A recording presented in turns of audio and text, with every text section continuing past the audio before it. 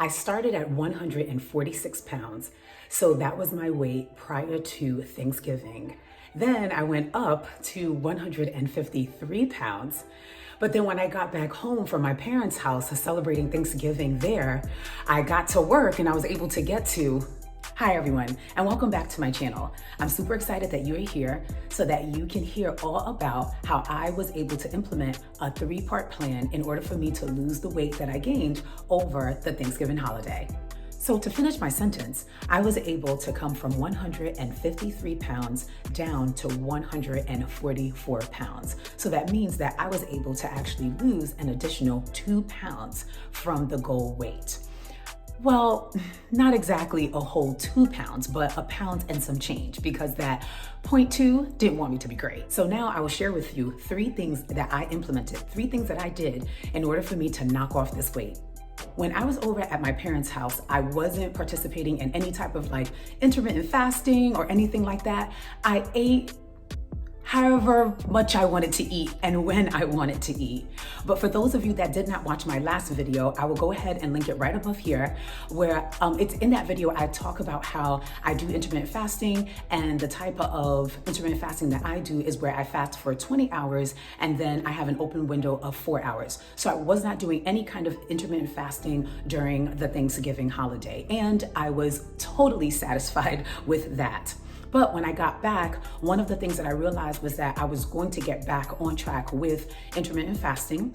And so I also decided that it would be important for me to have a really good food plan. And within that food plan, I would decide the types of foods that I would eat and the types of foods that I would not eat, or that I would restrict just for a little bit of time. I figured that maybe it might take me about 3 weeks to lose these 7 pounds. And it did take me about 3 weeks. So just a little side note, if you're trying to lose weight, give yourself the time to do so. It is not a race. So long as you are implementing things and you're being consistent, you will see results. Now back to the food plan. So here's what I decided to do. I decided that I was going to have foods that were high in protein.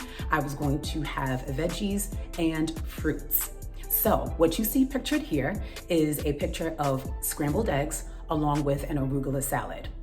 And then I decided that I was going to have fruits that were low in sugar. So I did not choose things like grapes, I chose raspberries, okay? And that is something that you can think about too.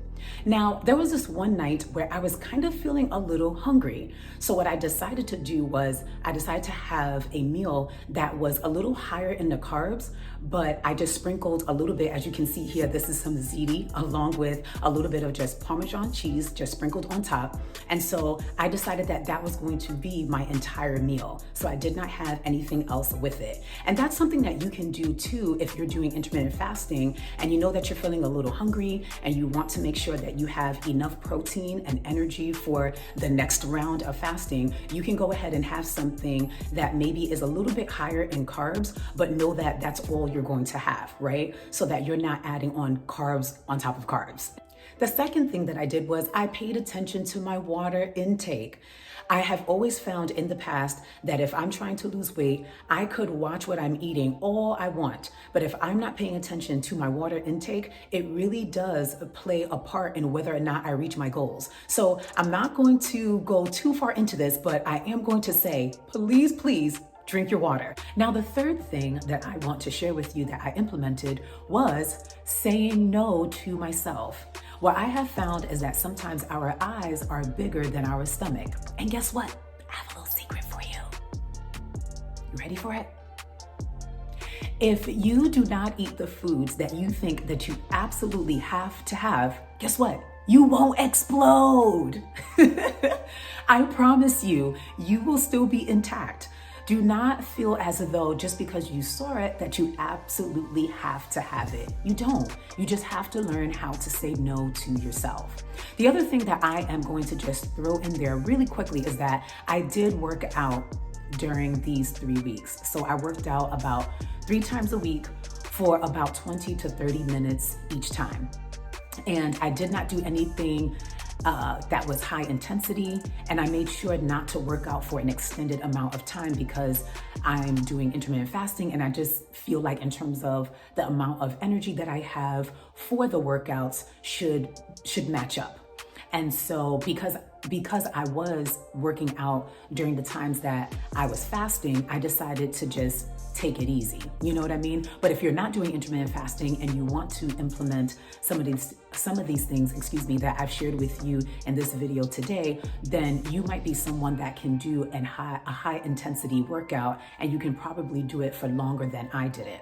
There was this even one day where I decided that I was just going to play with my kids. So I played in the snow, I was running around. That was one thing I did. Another time I played with my kids downstairs in the basement playing a big ball game. That was another workout. So long as I was moving for about 20 to 30 minutes and I was raising my heart rate, that's what I really, that's how I determined that, okay, I worked out for the day. So it doesn't have to necessarily be a workout, like an official workout, so long as you can do some type of physical activity that can raise your heart rate for about 30 minutes, you'll be fine. That is all that I have for you today.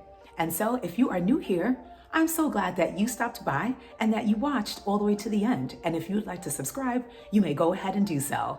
If you have any questions for me, leave it down below and I'll be sure to answer you. Bye guys.